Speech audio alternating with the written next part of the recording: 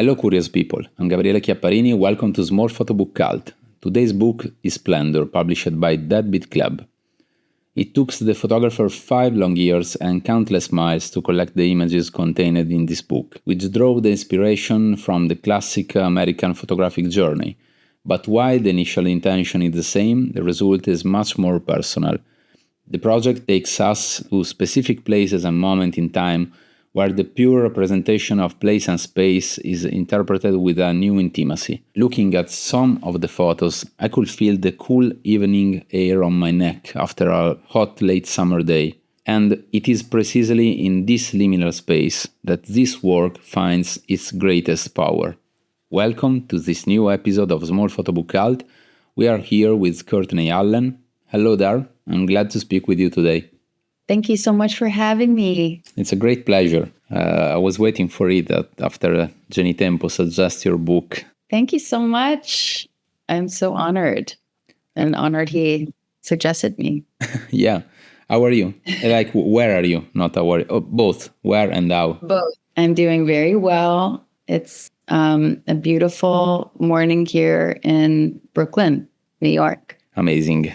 Do you want to start introducing the project? Sure. Yes. So Splendor is a body of work that I started in earnest in 2018, and it was published with DEADBEAT Club Press in LA last fall of 2024. The pictures are landscapes and portraits, all shot on film and all made within a span of 6 years. It's hard to say, often I get the question, what is your book about? I've had a hard time answering that question for 6 years. But I do think ultimately Splendor is about a lot of things, and I'd like to keep it open. I think there's an exploration of the lore of the American landscape. There is a great purity and spectacle of the natural world. I think there is the reality of the infrastructure sustaining a very real climate crisis and class division, amongst other things. And then there's the ability to hold all of these truths at once. And I think in the end, for me, I wanted this book to feel like a celebration of witnessing and paying attention. And I think that ultimately is kind of a superpower of photography. And that is, I think, what the book is about. But it changed a lot over the course of 6 years. It started, I guess, in 2018. I was living in Texas at the time. I was feeling super restless. I guess I was turning 30. And it was a moment where I needed a big change in my life, but none of the directions I was considering felt right. I had just turned down MFA programs. We were just talking about this because the cost was so astronomically impossible. And I applied with a project proposal basically about a version of the American road trip canon. And all of a sudden I was given a month off between jobs, and I had just purchased a Mamiya 645 medium format camera for $400. And it felt like I had purchased a car. And that's still the camera I use today. And it felt like the stars were aligning to see if I could just do it myself. And so it felt almost like a dare. So that was the impetus. That was the original catalyst for this body of work. And I think going back to the kind of interest, I think the initial pull came from the lore of not just the American West, but also just the myth of the American road trip photographer which at that time for me meant people, and mostly men, like Stephen Shore, William Eccleston, Joel Sternfeld, all heroes, still heroes. And there was just something so impossible to me about their pictures and also how they pulled it off. Like, how did they do that? How did they live out there and pay rent? And, like, how did they do it? So I think there was something I didn't want to like debunk it, but I just wanted to prove to myself that I could do it too. And I was also introduced at that time to artists like Sam Contis. Her book, Deep Springs, had a huge influence on me. And Sophie Calle, if you're familiar with her, she's a French conceptual artist, but she's also a writer and photographer and like sleuth. Her work often explores kind of like an invasion of privacy, heartbreak, human vulnerability in general. I like to say this kind of analogy, but if Joel Sternfeld is the grand vista at the Grand Canyon, then Sophie Calle is the diary that you find on the ground in the parking lot on your way out. And I wanted to see if I could make that body of work. Like, was there a way to reconcile both? Was there a way to accomplish kind of a diaristic approach to the American road trip canon or trope? So that was my initial plan. But I also had no idea what type of pictures I was going to make. So the landscapes then just kind of presented themselves to me, and I had no idea what I was getting myself into, really. I saw a lot. I saw, ecotourism. I participated in it. I saw totally raw, untouched beauty. The magnitude of the American landscape is unreal. Ultimately, from that month, I think, there's 42 pictures in this book. I think there's only 12 from that trip that made it in. So that just goes to show that, over the course of 6 years, it did grow a lot from that beginning. And about that spring of some Contis, do you own the book? Yes, I do. It's honestly one of my all-time favorites. Do you think you took something of that specific project inside your work? I mean, I certainly tried. I think what I loved about Deep Springs, what I loved about her work that I tried, that I hoped would inform my own, which I don't know if it did. I mean, I think she has such a unique visual language. And it's obviously it's a totally different subject matter. She went into the Deep Springs College and totally integrated herself into that community and built relationships with those boys. So in that sense, you can really feel the intimacy, but there's such a softness in those portraits. I'm thinking about the portraits that she has of the cowboy, they're boys, but the portrait of the flies on the back of one of the boys' backs, or like them trying to wrangle down the cows. And they're so sensual, and learning how to be masculine.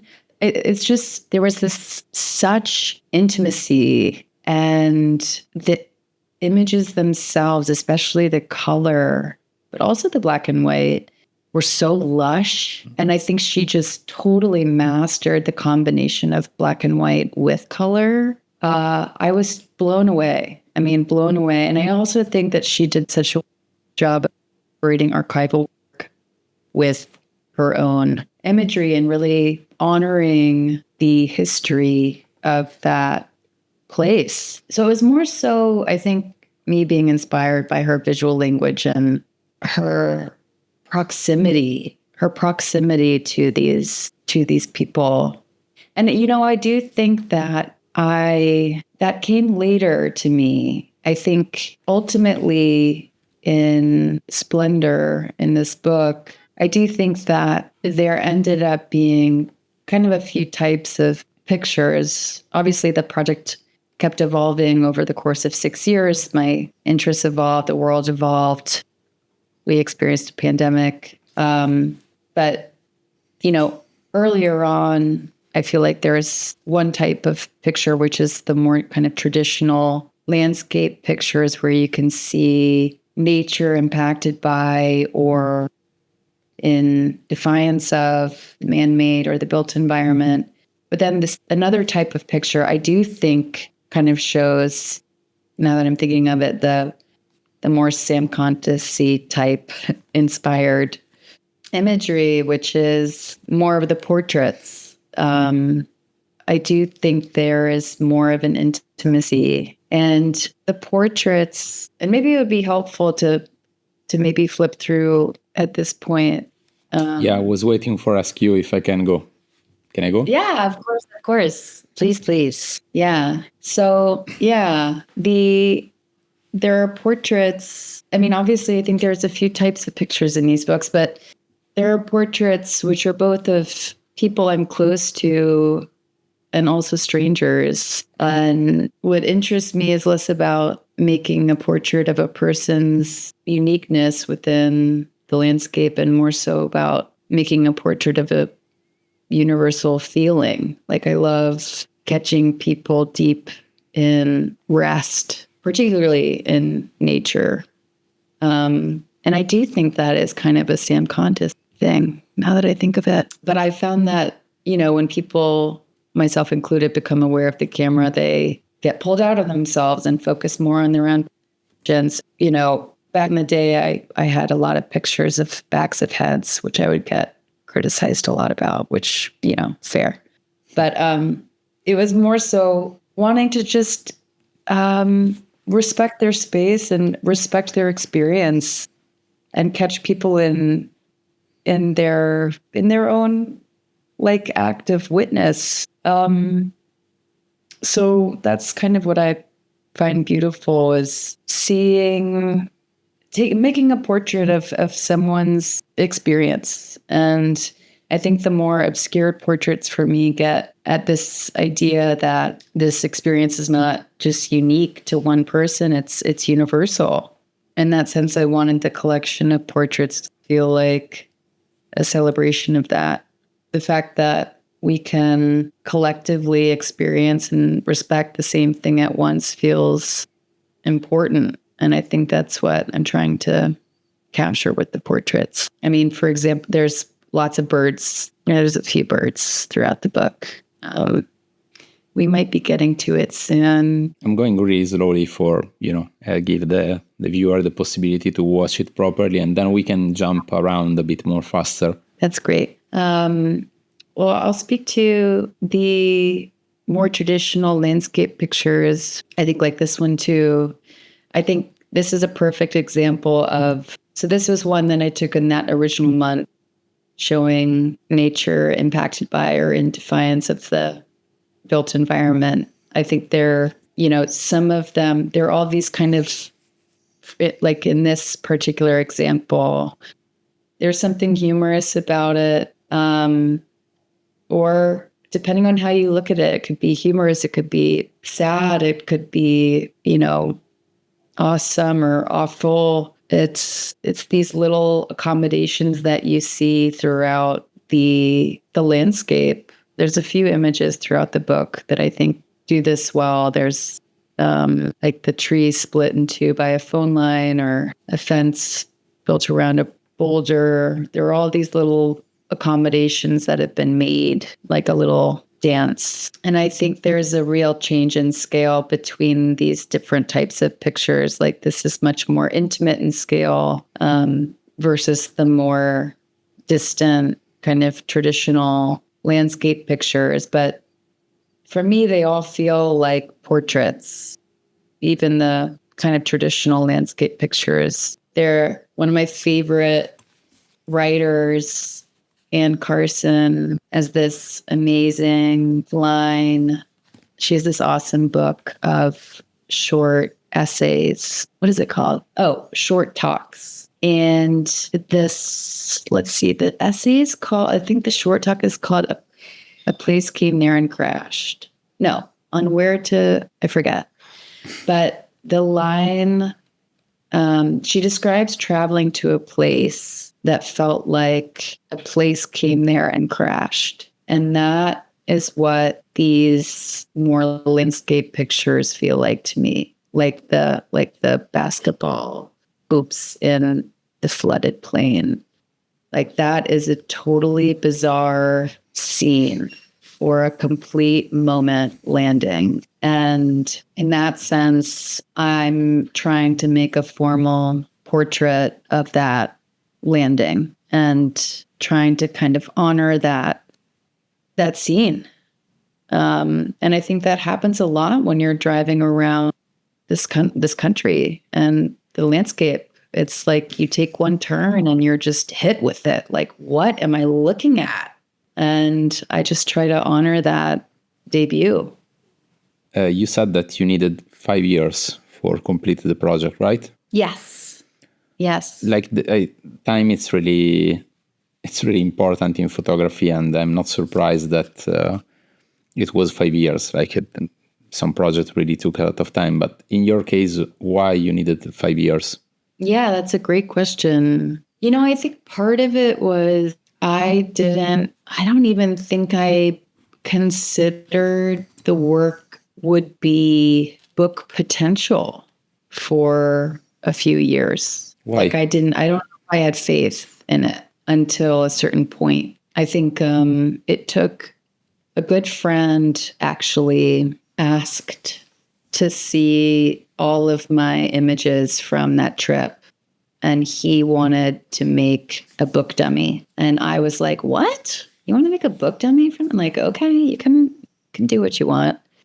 And that was the first time that I'd considered like, oh, this could actually be something. So I think part of it was I got in my own way. And then I think once I had a first draft, then I felt its potential. And then when I had a first draft, I started to see where the gaps were and what I didn't want it to be. I did not want it to be a road trip. So that meant I needed different types of pictures. So in 2021, I applied to a online Photobook program.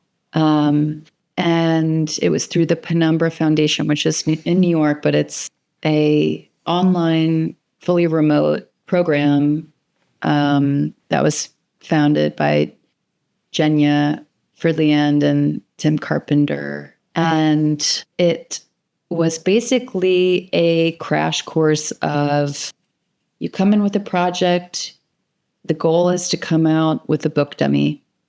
And in it, you are tasked with considering sequence through a series of constraints, and ultimately you create final maquettes. And, we spoke about this before this call, but, I hadn't been to art school. So this was the first time I was experiencing crits. It was really vulnerable and overwhelming. And at the same time, I was still shooting. So I was making new work, putting this project through new constraints. So for example, a sequence constraint might be consider your work as if it were a particular film. Consider your work as if it were a song structure. Consider your work in the constraint of a zine, meaning like small 8 frames, which that forces you to rethink your project as a whole. So all of this to say, this book took so many different forms and iterations. And at that point, it was 2022. And that is when I met Clint.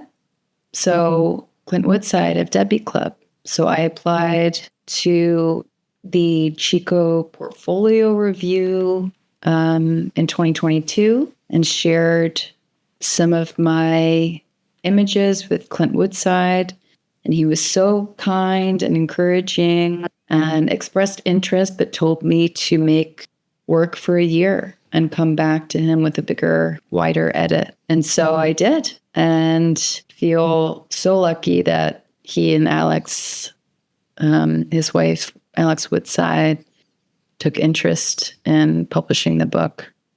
But all to say, I think it took so long because in 2018, I didn't believe in myself in the beginning. And then once I did, I knew I could do more. And then the possibilities were endless, and then they became too endless. And so I needed to rein it in. And then, and then it was finding the right form for me.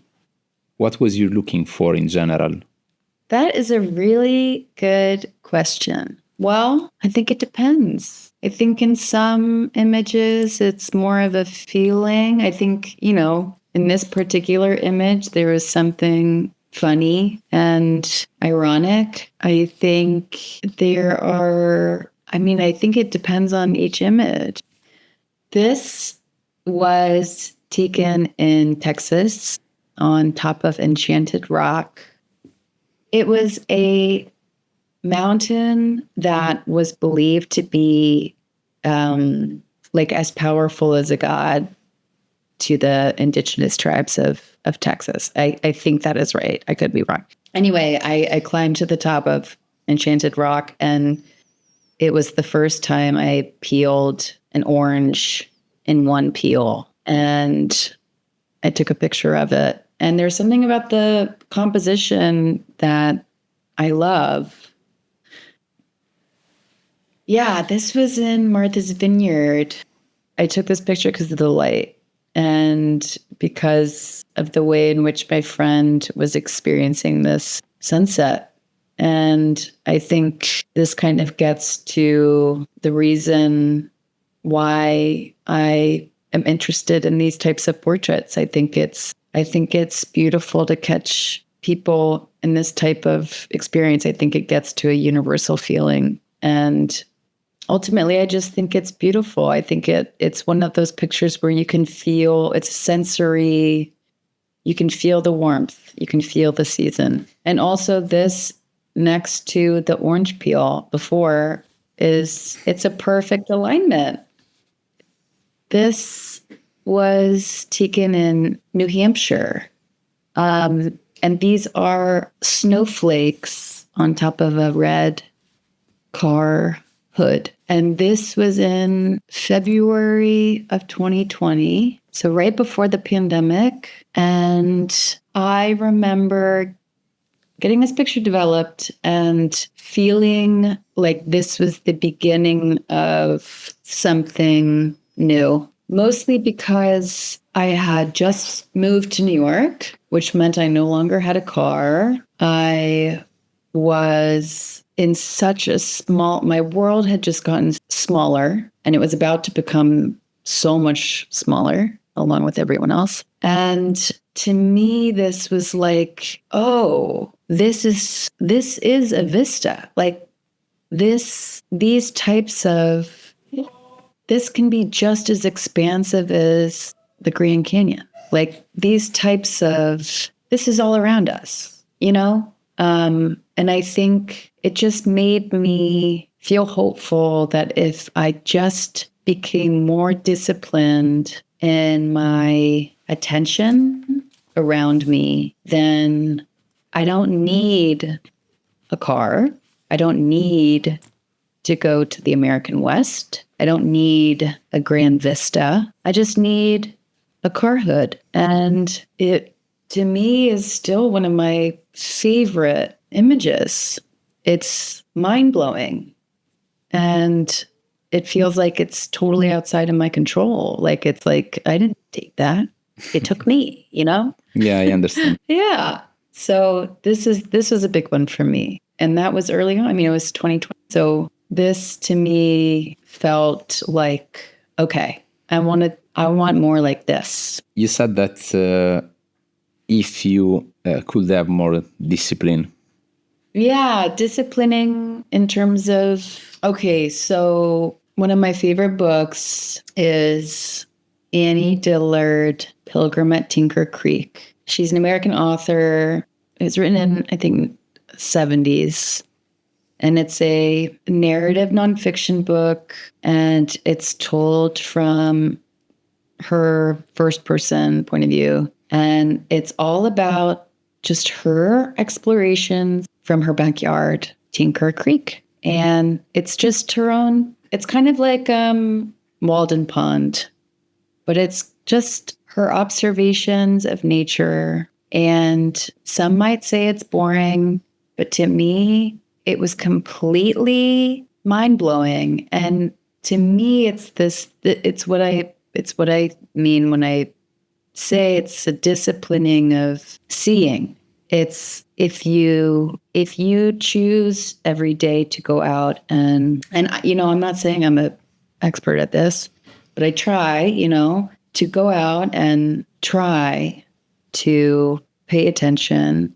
I think for her, it led to an epiphany of awareness. And I think that it leads to a kind of like mystic experience. And I think that is a feeling for me that I feel in me, but also in photography. I think that is such a superpower to photography. If you are going out with your camera, you are in the zone. You are looking for what you want, what you're looking for, like your language. And I think that that's what I mean by discipline. Yeah, there is an Italian director that he said that if he wants, he can do an amazing work, an amazing documentary about the garden of his neighborhood. Yeah. It's look like you are looking for specific spots, specific places where you can find this interaction between human and nature. Is it correct or? Oh, I wasn't seeking them. I wasn't seeking it out. It was purely reactive. So, for example, here I happened to be driving on this road, and so I pulled over and took this picture. All of my images are reactive. I don't think there's a single one where I went back and staged any or had any preconceived kind of setup. Honestly, one of my favorites is the road sign, the one that you went right before the title page. Yes. This one, yeah, I love it too. For me, this is the most quintessential. If someone were to ask me, like, what is out of all your pictures, which is the most you? I would say that this one is, because to me, and actually this is the earliest one in the book. This is from 2007. Actually, no, this is early. This is 2017, actually. Sneaky. This is in Valentine, Texas, way out in West Texas. And what killed me about this is because where I was standing, the light was hitting it just so that it just completely dominated, it blasted out whatever the speed limit was. So to me, it's like nature completely dominating our little puny infrastructure, making a sign completely useless, and devoid of any language. And yet it also kind of becomes this mutated kind of beautiful landscape in and of itself, like kind of funny exclamation point in front of a mountain range behind it. It's like in some way, the way nature is reacting against our built environment can sometimes create a mutated kind of enchanting beauty in and of itself. There's something weird. There's just something weird in it. that I gravitate towards. So what about the title? Oh gosh. Yeah. It's funny.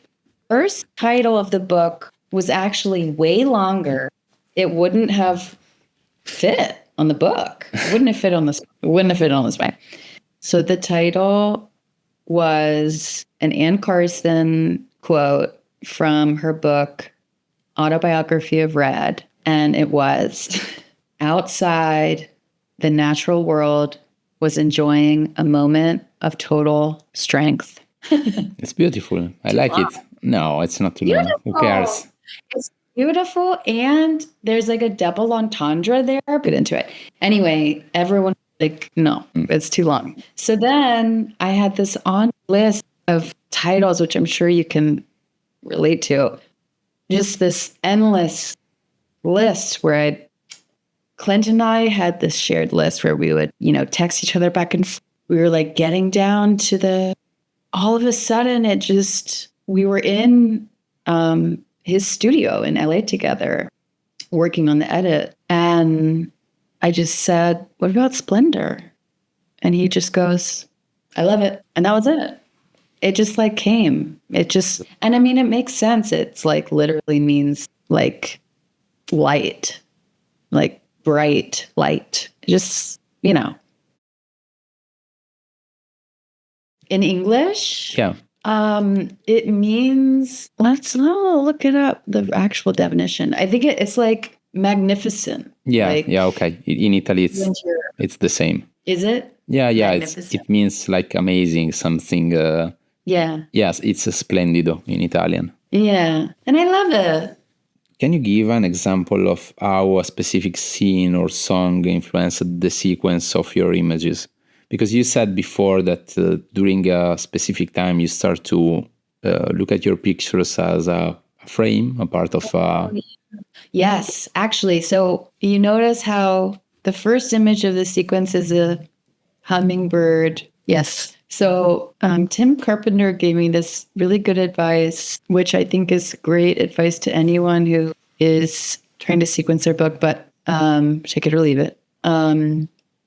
But to introduce, to try to categorize your type. So, we've got birds, we've got portraits, we've got traditional landscapes, etc. To introduce each type of image within the first third of the book, let's say, and to kind of create a rhythm. So create a rhythm, establish a rhythm in order to earn the chorus. So in this sense, if you move through here, you can introduce each type of picture and you start to establish a rhythm. And, we're all prediction machines. We all want to know. We can all try to expect what happens next. And I think as readers, we want to be rewarded or thwarted for our predictions. And I think as authors or, photographers, you want to reward or you want to keep them on their toes. And I think as in thinking about formatting as a song, I think it was interesting to try to figure out where the chorus would be. So for me, I was thinking about birds as being bookends. And then the first chorus is this full spread of birds, which you'll see coming up. Like this one. Actually, no, the which I'll tell you about here. This one, yeah. There. Yeah. And actually, just a fun fact about this. So the birds here are all the same type of birds, actually, except the first, that's a hummingbird. But each year, so I was living in Texas at the time, each year, these are purple martin birds. Each year, purple martins pass through Round Rock, Texas, which is basically Austin, Texas, where I was living, as they migrate south. And they would do this thing where they would roost in these small trees planted in parking lots of these chain restaurants off of I-35. That it was like Chili's or like Ojos Locos or like Denny's. And there would be bird watchers and then just like random bystanders be coming out at dinner. And then all of a sudden, 200,000 birds in unison would all come and roost in these trees, all within the most quintessentially American landscape is the suburban parking lot. And it was like we're all witnessing the most incredible, like natural wonder. And everyone is feeling the same thing at the same time. And to me, that gets to the real heart of, I think, this book. And it just gets to the real heart of it for me. It's hard to explain, but so this was a very important picture for me. And I think this was the chorus. This was the first chorus. Yeah, so you identify the core of the book with these pictures and someone else, or just this one? This is one of them. This is one of the, not just this one, but this is one of them. I think there's a few. I want to keep it a little mysterious. That's okay. I understand it. Yeah, this is a good one. This is a big one for me. It's a meaningful one. And Courtney, I read that you were lucky enough to receive feedbacks from some great photographers. Can you tell us how that happened and what they said about the work?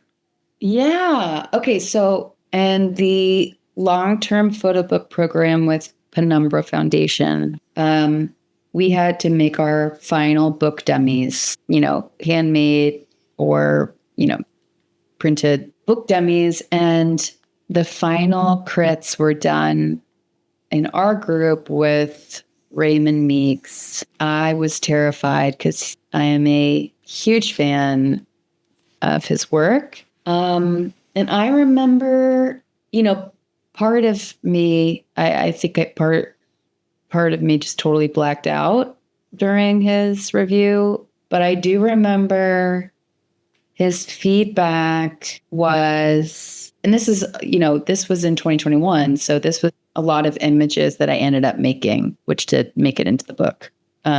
So I remember one piece of advice he gave me, which I really valued, was he was like, do you usually take one single shot, one frame, and then leave? And I said, yeah, because film's expensive. And he was like, I think you need to stay and stay a while, sit and shoot more frames from different perspectives. Because he was saying that some of my images felt too distant. And so he basically encouraged me to play with perspective and scale. And that was really helpful. Yeah, I understand, to wait the right amount of time to start to feel familiar with the place and the frame, right? Yeah, definitely. How much feedbacks in general you think are useful? That is a hard question because at a certain point, you start getting feedback that's all in conflict with, and you don't know what to trust. So ultimately, you have to trust your own intuition. At the Chico portfolio review, I got incredible feedback, incredible feedback from an amazing roster of photographers and publishers and curators. And I really recommend it for anyone who needs feedback. But there's also a lot of amazing opportunities that, are more accessible. And I think ultimately you can't appease everyone. Everyone is coming from a place of their own subjective visual language. And ultimately, I think you have to pick and choose what feedback feels applicable to you. And it was hard to do. I think I had to sit with the feedback for a long time.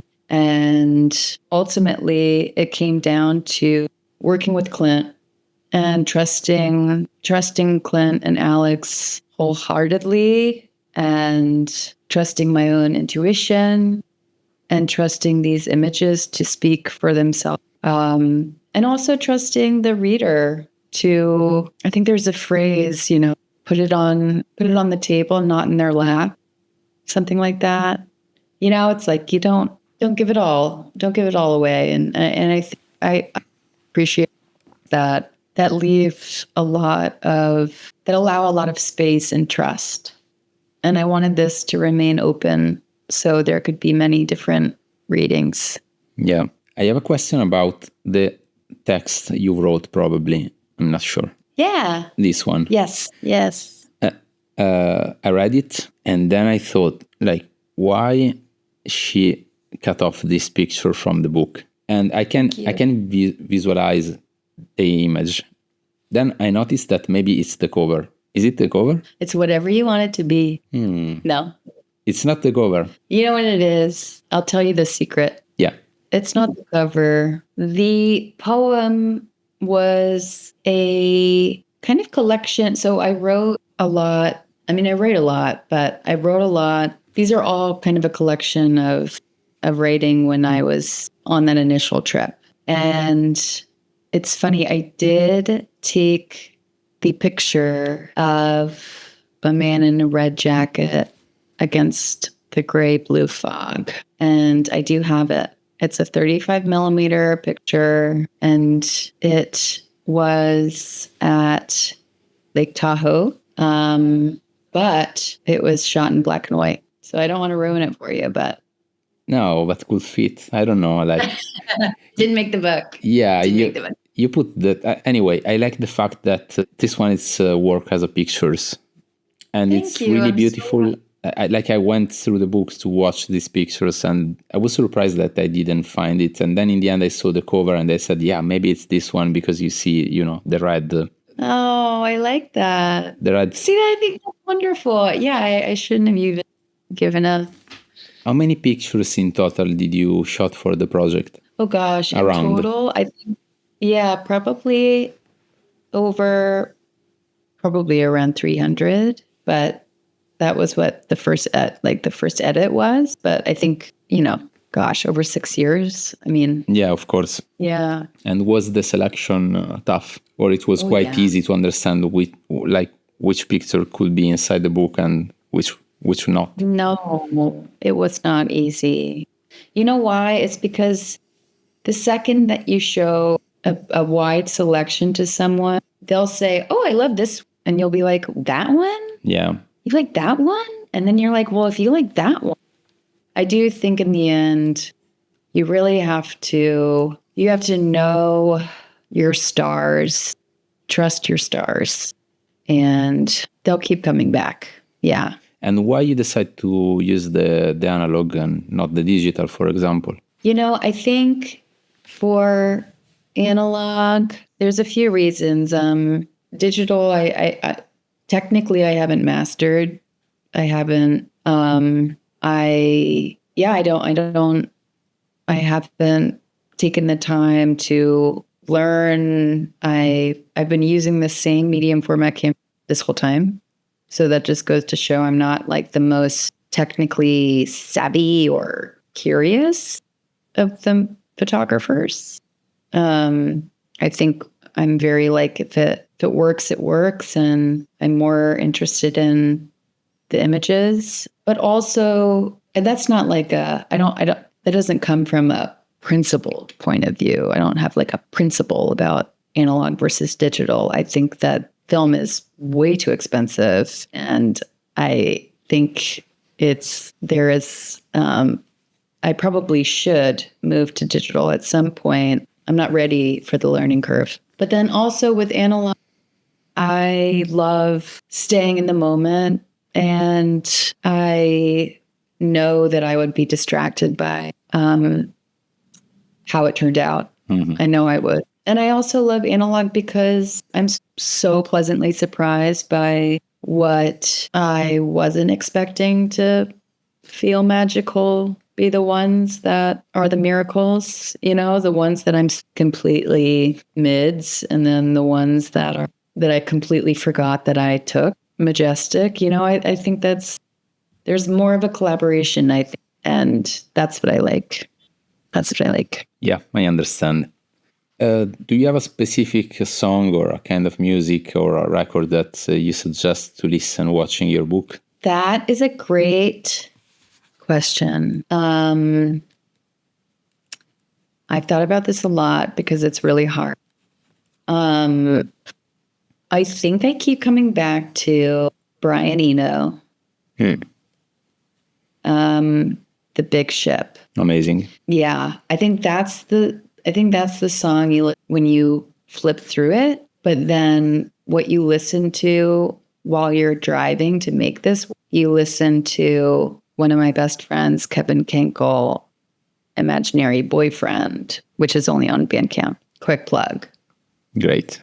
We can put the link in the description of the video if you want.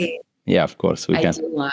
Yeah, You're the best. send it to me. And Thank you. do you learn something doing this project that can help other people to work as a photographer?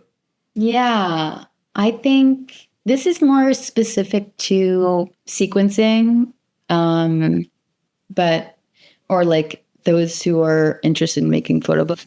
Something that Tim Carpenter told me, which I found to be invaluable, was if you are stuck on what your photo book should look like or how it should be sequenced, one thing that you could do is reverse engineer your. So I did this with Matthew Genetempo's books because he is one of my favorite photographers.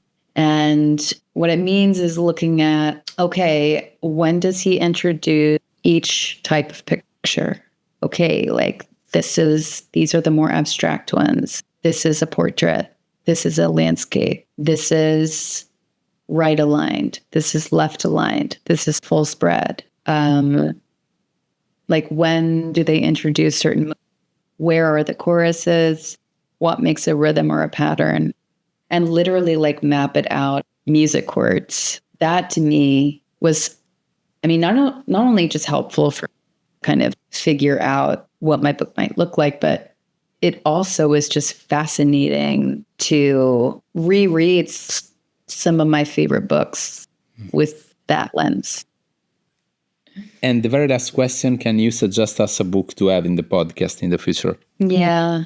I mean, I don't know. I kind of have two, but they're both like two powerhouse women. And I don't know if, well, we'll see. We can try. One, okay. I know, I believe in you. One is Carla Williams' Tender. I mean, that book, I keep coming back to over and over. And I kind of still can't figure out why. And I kind of just, there's such purity in the images. And I think a lot of that has to do with the fact that private to her for more than 30 years. And that she was in such control the whole time. And ultimately in control of when they were published. And I think the story behind the way in which she portrayed herself and where that comes from is fascinating. The images themselves are so gorgeous. I would love to hear more about her. I would just love to hear. Yeah, me too. It's an amazing book. It's TBW, I think, the publisher. Yes. And I love so much that book too. It's so good. But I'm not sure it's so easy to reach. Okay, if not her, then I suggest this might be tough too. But Janet Delaney has a new book out with the Deadbeat Club. Okay, can you repeat it? Janet Delaney, and it's a new book with Deadbeat Club. It's coming out in September. Products, so much pressure. And she is following a beauty sale in LA. And it looks, I haven't held it yet because it's not out yet, but it looks insane, funny, gorgeous. I think it's her father, or she's taking pictures of her father. Maybe I'm messing it up. But I'm such a fan of Janet Delaney. She is such a superstar. And I would love to hear her speak about this new project, but also how it fits within her milieu. Let's see. Let's try. Okay. You can do it. Yeah. 2 for 2. So thanks so much, Courtney. It was really, it was really funny, and it was a pleasure to speak with you. It was such a pleasure. Thank you so much for having me. It's been an honor. Let's wait for the next book. Yeah, you too. Can't wait. It's gonna to come soon or not? Let's manifest soon. I'm going to say soon. Great. Soon in photography could be also 4 years, 5 years. Yeah, I'm going to say, let's say probably 4. We'll say 4. Okay. So pretty soon. Okay. All right, Gabriele. Thank you so much to everybody. Thank you, Courtney. And Thank you. see you soon. Bye-bye. Ciao.